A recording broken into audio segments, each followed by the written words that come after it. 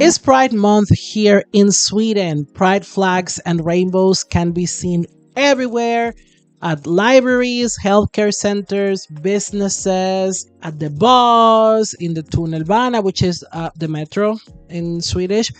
And I love Pride Month in Sweden. It makes me feel warm inside and hopeful about the future. And it's just an amazing time to be here in Sweden. And it is not for nothing that Sweden is ranked year after year as one of the most gay friendly countries in the world.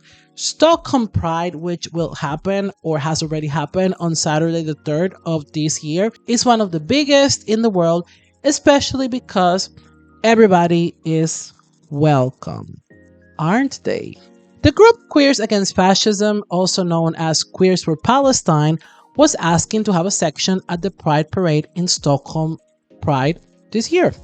At first, the parade organization denied the request, but after a backlash on Instagram and complaints, the Stockholm Pride Parade decided to compromise and told them as follows, and I will read the English translation of the letter that was sent to Queers Against Fascism, okay?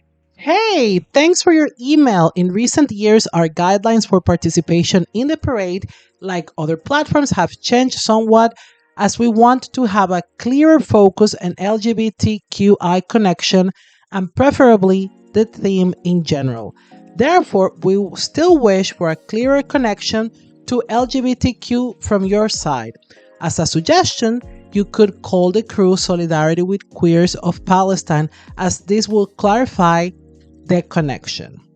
This decision by Stockholm Pride was accepted with reservations by the group Queers Against Fascism / Queers for Palestine because it was perceived to de-radicalize their message. And here's the thing.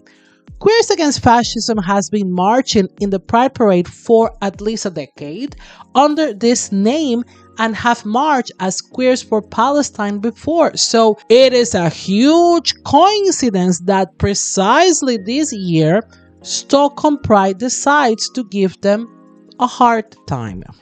But why? Let's talk about representation.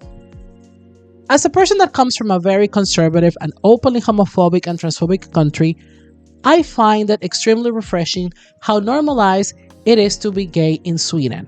And as I mentioned before at the beginning of this episode, I really enjoy Pride in Sweden. It makes me feel warm inside and hopeful for the future.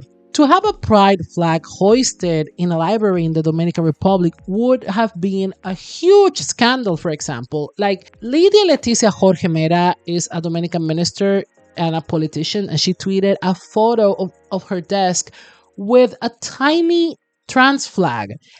And the backlash lasted like for months. It was like insane how offended people was because this politician chose to do something on her personal space. So maybe that's a positive side of all this crazy corporation crade that is like Pride in Sweden. And as I mentioned before, as a person that comes from a country where to be part of the LGBTQ plus community, that have no rights, I see it as something refreshing and a privilege that doesn't exist in most countries in the world. Everybody has the right to live in peace, happiness, and have a normal life. Most things at the end of the day, like things are as simple as that. But at the same time, is it really normalized to be queer in Sweden? Or is it only the sense of it? Do we live in a bubble here in Stockholm? Is it just selling a fake sense of security? And how important is solidarity? Sweden is one of the most queer-friendly countries in the world. There's no doubt of that. Something that was achieved by the resilience and activism of the Swedish LGBTQ plus community. And I am so privileged to live here, as I've mentioned it a million times. Hence my privilege, I feel it is my duty to be vigilant and critical. There's still homophobia and transphobia in Swedish society. We literally have a puppet government of a fascist party. Sverigedemokraterna, or the Sweden Democrats, which are often featured in this content. A party that's openly anti-gay, anti-trans, and anti-pride, and the parties that work with the Sweden Democrats get to march at Pride, including like the Christian Democrats, who are also anti-abortion besides being anti-gay by their own. And I guess I'm too ambitious that I believe a better world is possible and that Pride shouldn't include them, while at the same time they were extremely nitpicky with Queers Against Fascism and Queers for Palestine.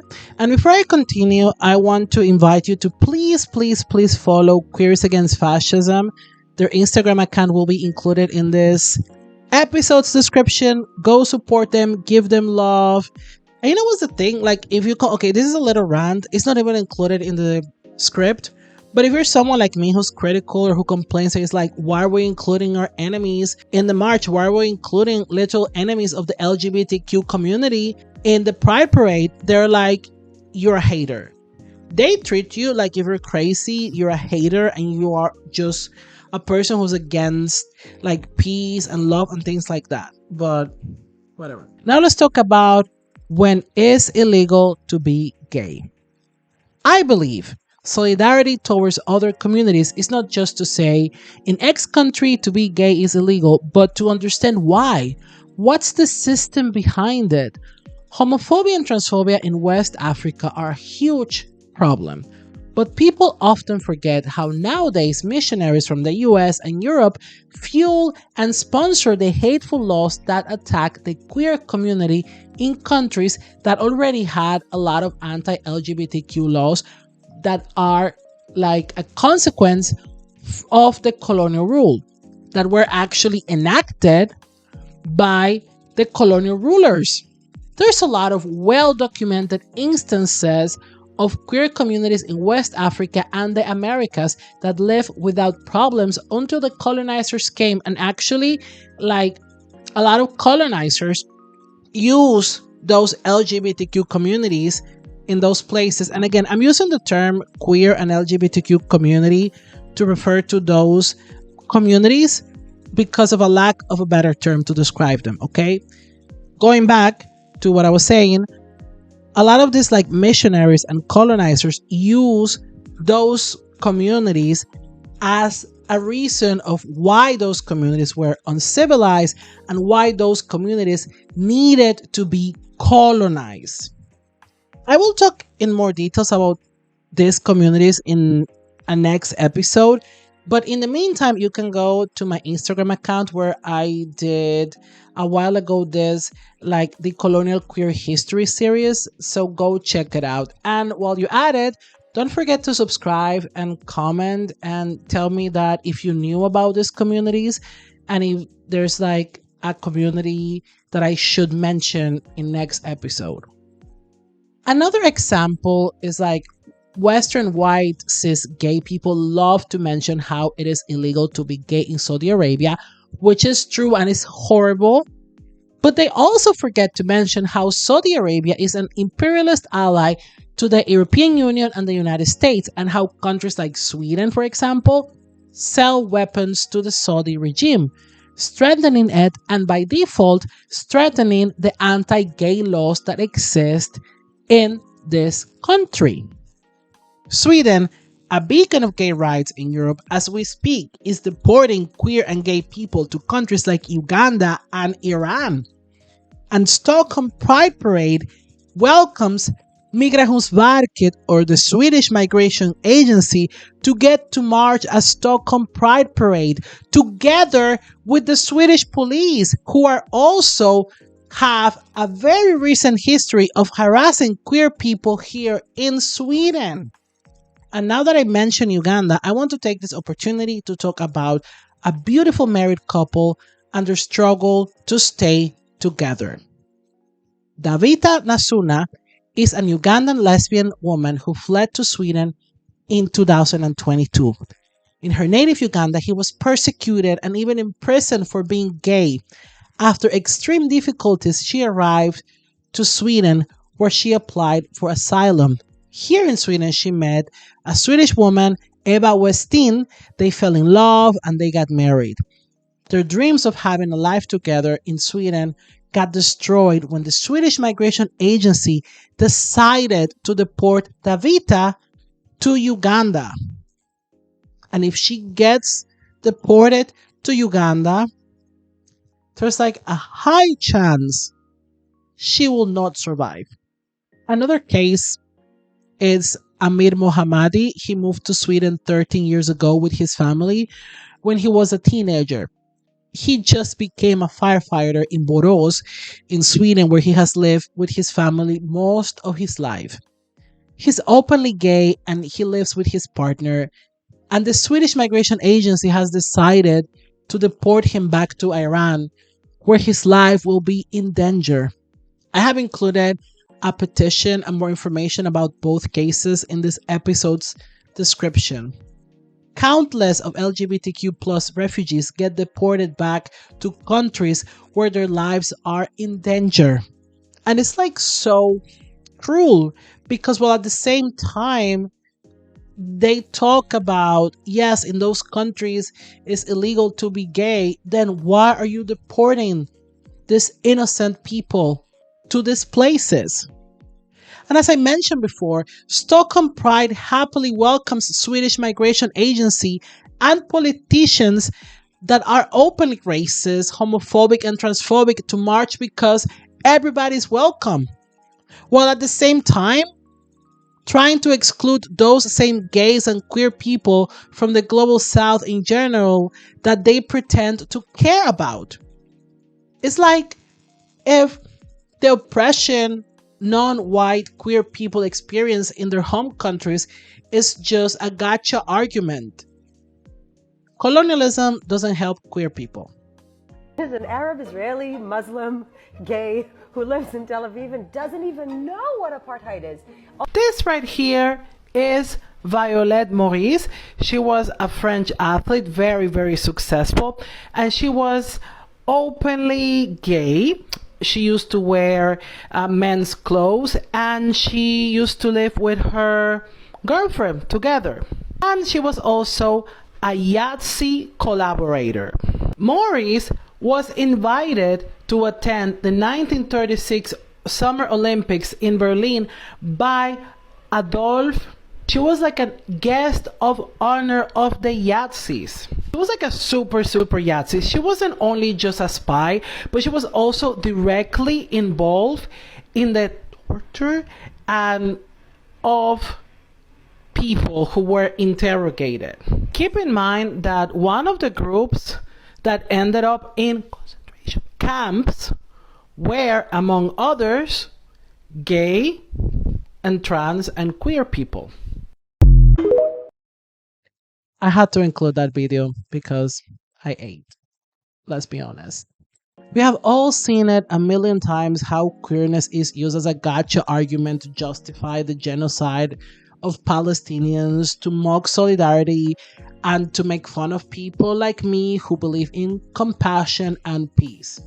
I could spend hours talking about how the apartheid regime harasses queer Palestinians, how the apartheid state is pinkwashing the reality of its laws in a theocratic ethno-state where gay marriage is not legal.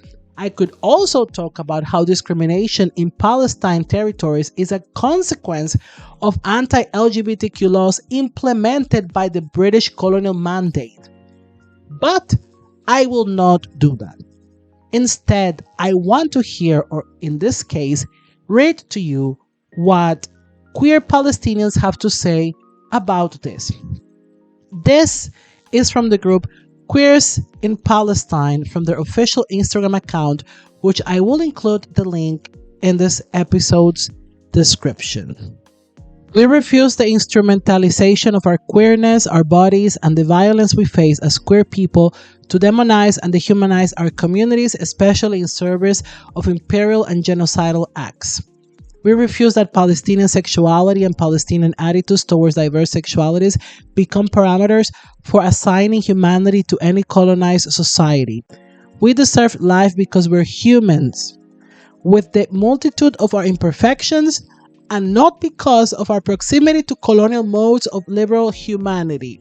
We refuse colonial and imperialist tactics that seek to alienate us from our society and alienate our society from us on the basis of our queerness.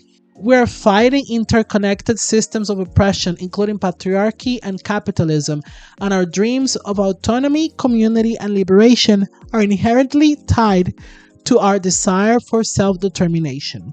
No queer liberation can be achieved with settled colonization, and no queer solidarity can be fostered if it stands blind to the racialized, capitalist, fascist, and imperial structures that dominate us. I'm gonna be honest with you. I will never know what it's like to experience transphobia or homophobia. And as an outsider who grew up in a very openly homophobic and transphobic country, I find it amazing that I get to live in a country where Pride is such a big event. And I get to see Pride flags waving everywhere. With its flaws, Sweden is generally a safe place for LGBTQ plus people to live in, as long as you stay in the cities.